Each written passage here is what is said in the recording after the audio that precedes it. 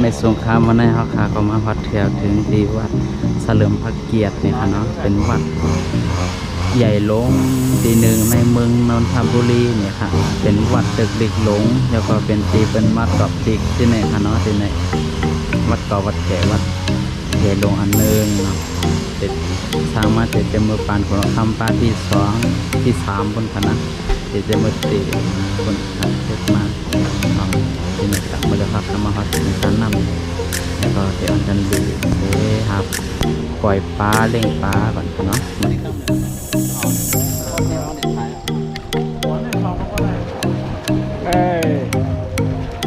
มาเมื่อได้เป็นวันเกิดเจ้าคู่มหาสมเด็จกุศลลายคานะครับเนาะเมื่อได้เป็นวันเกิดของเขาในวันประเทศเขามาเลี้ยงปลาเลี้ยงนกในโกวานะครับเนาะมาอ่อยปลาอ่อยนกนะครับโอ้ปลาน้ำเจ๊ครับสาธุสาธุอะไรเจ๊โตอายุยืนยาวให้ทุกคนเหมือนเล็กเหมือนท้ายสุขภาพปัจจุบันค่ะผู้เกิดตั้งดีอะไรเก่งเป็นกันค่ะเมื่อไหร่มาเฮ็ดการดีผู้โชคในวันเกิดในขณะในประเทศสวรรค์เขื่อนล่างแต่วันเกิดเจ้าคู่มหาชนเจตนะครับประกาศศรัทธาเขาในกองไม้ปล่อยฟ้าอ่อยนกท่านเนาะวันเกิด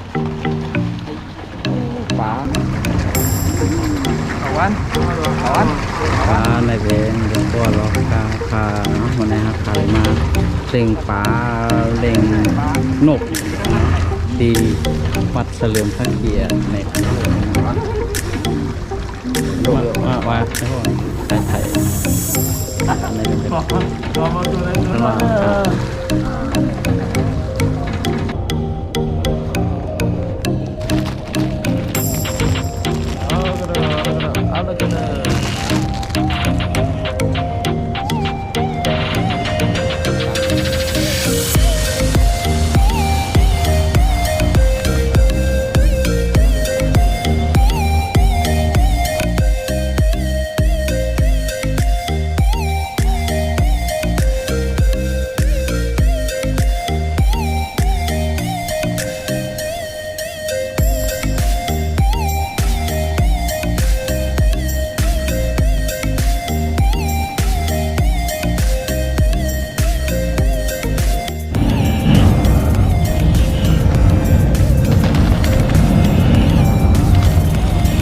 งก็ใครไหวใช่ไหมต้องกินไว้หรือเปล่าเนี่ยเอาไว้ได้กินอ่ะ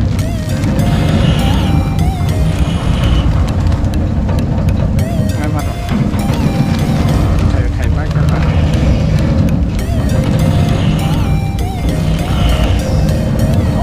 ต้องบอกให้เรา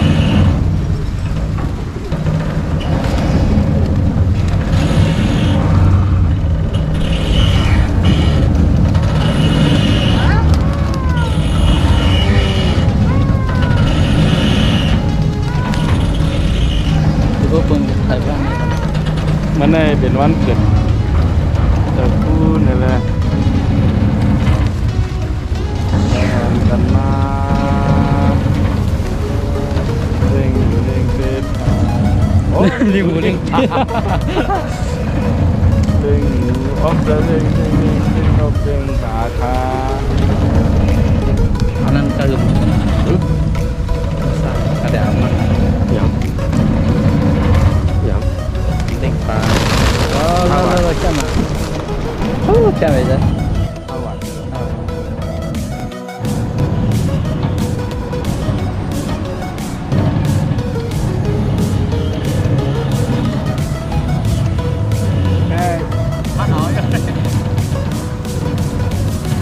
ให้เขากินน้ำมือเอาตั้มเตรียมซับไว้นั่น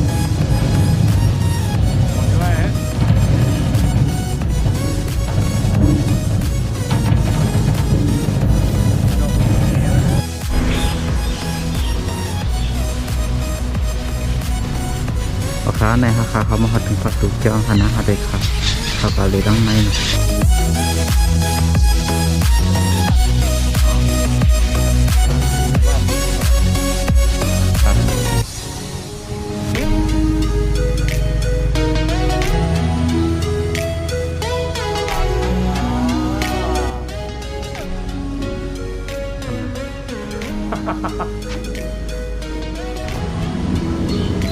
คนมาแล้วคนมาแล้ว เริ่มแล้วจ้องไม้เนาะ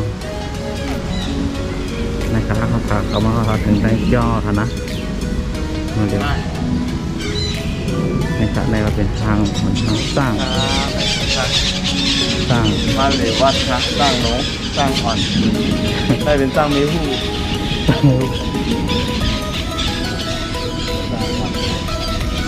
แล้วก็ โอ้ตอนในกัดเย็นเนี่ยเท่าเนาะกัดจีนกัดใส่ดินในเป็นทางเหมือนทางโวเนาะทางโว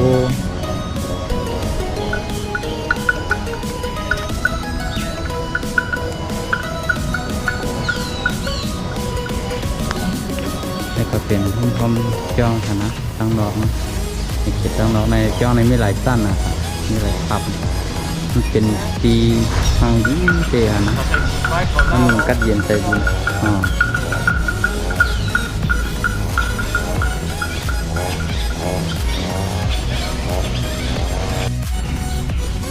ขาเตะขากัดเลยนะขาดูขาไปกับขาทั้งในขาทั้งใน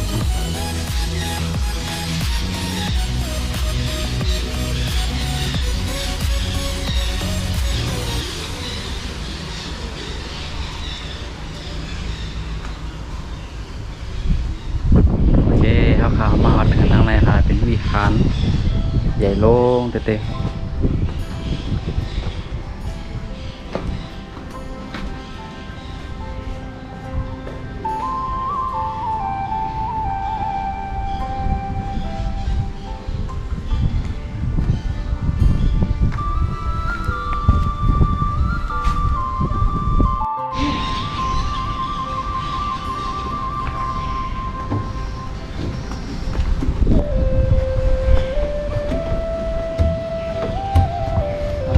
ฮะ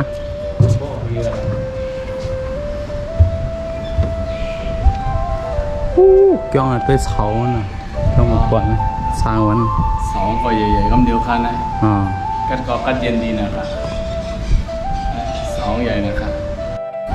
ราคาได้เข้าไปปลาตรงไหนค่ะเนาะปลาอันนี้มีชื่อเสียงหลังนะ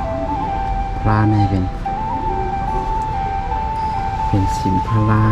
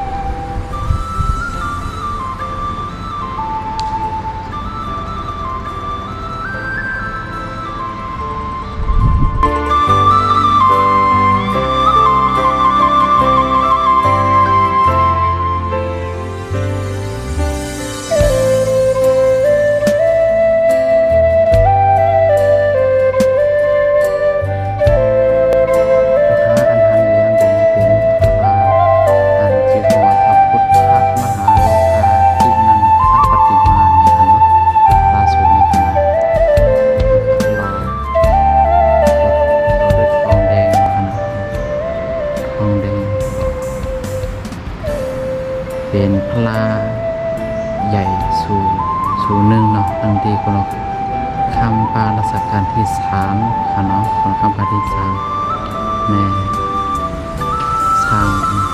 มันก็เฮ็ดมาเมื่อปันนั้นเราสร้างขึ้นมา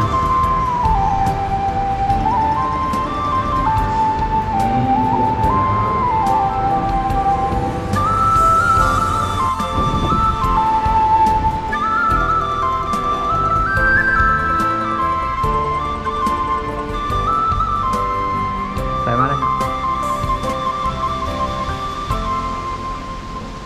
ไปมาละ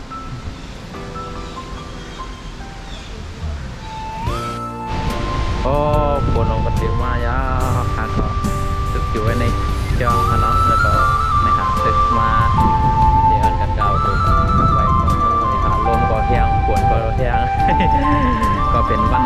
ดีจืนใสเต้ๆครับเนาะ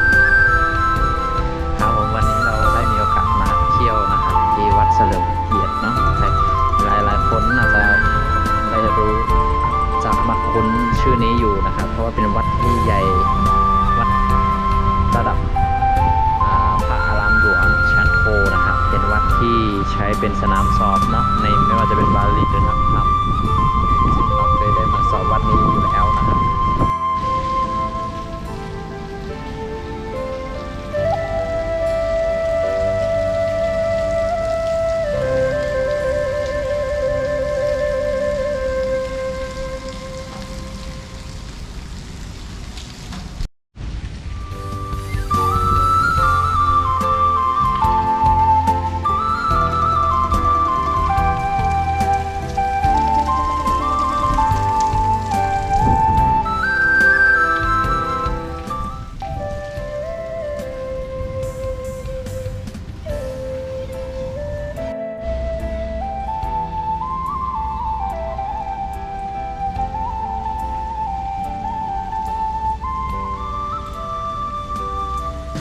โอเคค่าๆกัน นี่ก็เรียน เนาะมีเรียนเขียนกัดเลียได้ไหม โอ้ เมืองสวรรค์นายมีคำว่าเนี่ยคำที่ไหน ยันมากเลยมันสมองว่าเป็นสั้นสมองมันมากกว่า มากินซ้อมค่ะมากินซ้อม สมองพี่นั่นน่ะ อ๋อ ว่าทำมาถ่ายเชื่อฟังกันตั้งนั่นหรอตั้งนาน อาจารย์มาพิธานมาต่อเรียนเ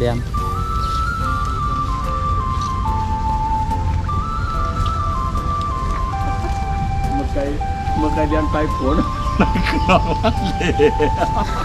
หนเขาได้คำไหนครับเนี่ย ในค่ะ หลีดังเรื่องเกี่ยวกับหลีได้นะ มันไข่นั่นเนาะไข่เอาที่หมายจ้องทำไมเขาขาดเขาทำงาน เขาทำว่าไว้ผลตัวกันยังเคียวดีนะเนาะก็ดี หรือเขาทำขนาดนั้น เขา เขาดี เจ้าวันเกิดเอาแบบ จบเป็นส่วนขา วันเกิดเจ้าเป็นมหาสมเด็จในเจ้าบ้านในเดียวกัน ทำดีเนี่ย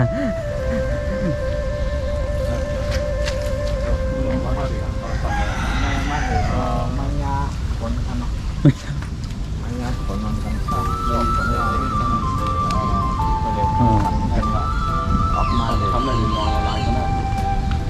นี่ยจะสวยล้อเนี่ยจะไปตรงนี้ไกล เรียนไปมาไกลเนี่ยครับผมนี่ก็เราได้มาออกมาสู่อีกชั้นหนึ่งนะครับ ภายในวัดนะครับ นี่ก็จะเป็นถ้ำเล็กๆที่เขาสร้างขึ้นนะครับ เราสามารถลอดเข้าไปได้นะครับ เป็นจุดที่น่าสนใจอีกที่หนึ่งภายในวัดนะครับพ่อค้าเนี่ยก็เป็นองค์ปีหนึงเนาะเป็นถ้ำอ่อนพ่อค้าเลยมาทางนอกเนาะก็มาให้ถ้ำอ่อนในนี่ก็ช่ำกันเห็นใจไว้สิเข้าค้าอะไรเข้ามาแล้วก็ดีไว้พลายาวเข้าค้าได้เข้าด้วยเนาะในถ้ำอ่อนนี่เป็นเส้นพื้นเนี่ยเป็นกันมากด้วยค่ะนี่ค่ะเนาะ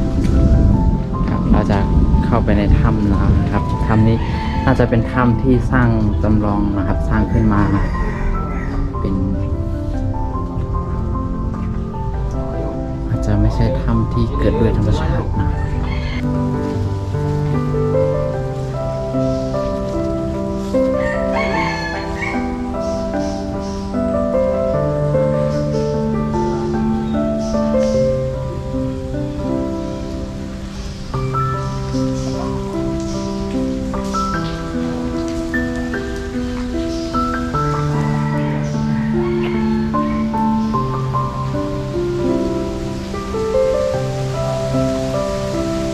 เรามีน้ำตก